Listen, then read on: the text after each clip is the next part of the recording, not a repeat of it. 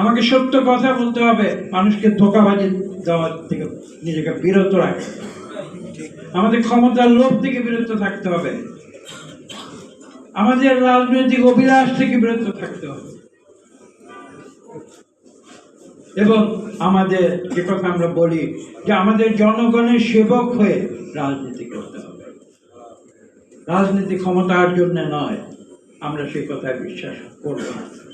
এটাই হোক আমাদের নীতি এবং আদর্শ। এ প্রসঙ্গে আরো কিছু কথা আছে। আজকের যে প্রেক্ষিত,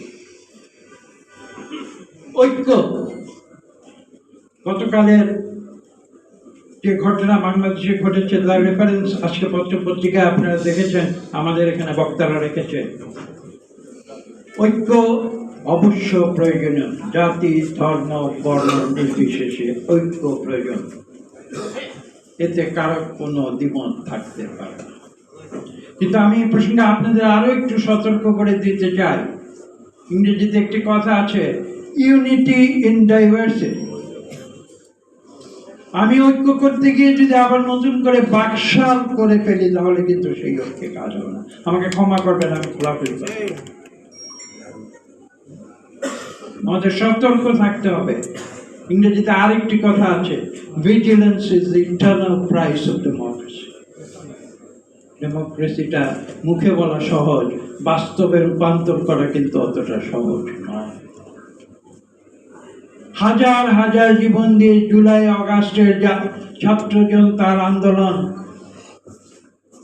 সেই বিপ্লবে তারা স্বৈরাচারকে দেশ থেকে হটিয়ে দিয়েছে, স্বৈরাচার পালিয়ে যেতে বাধ্য হয়েছে, কথা সত্য। কিন্তু তার অর্থ এটা নয় যে দেশে গণতন্ত্র পুরোপুরি ফিরে এসেছে। এই সত্যকে আমাদের উপলব্ধি করতে হবে।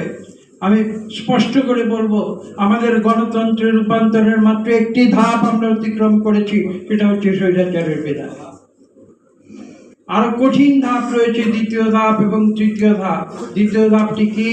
অত্যাবশ্যকীয় সংস্কার সম্পাদন করে এদেশে একটি সুষ্ঠু নিরপেক্ষ নির্বাচন দিয়ে এদেশের কোটি কোটি মানুষের ভোটের অধিকার তথা নতুন প্রজন্ম যার জীবনে কোনোদিন ভোট দিতে পারে নাই, তাদের ভোটের অধিকার নিশ্চিত করা। এটা হচ্ছে দ্বিতীয় ধাপ। এবং তৃতীয় ধাপ হচ্ছে সেই নির্বাচনের পরে সত্যিকার নির্বাচিত মানুষের কাছে অন্তর্বর্তীকালীন সরকার কর্তৃক ক্ষমতা হস্তান্তর করে একটি জনগণের সরকার আসতে হবে, যারা একটি স্বাধীন একটি সংসদ গঠন করবে, যারা সত্যিকার অর্থে জনগণের প্রতিনিধিত্ব করবে। দামি সংসদ নয়, ভুয়া সংসদ নয়, দিনের ভোট রাতের নির্বাচনের সংসদ নয়, জোর করে ভোট ছিনিয়ে নেওয়া ভোটের সংসদ নয়। এই কাজগুলো কিন্তু কঠিন কাজ, মুখে বললে হবে না, বাস্তবে রূপান্তর করতে।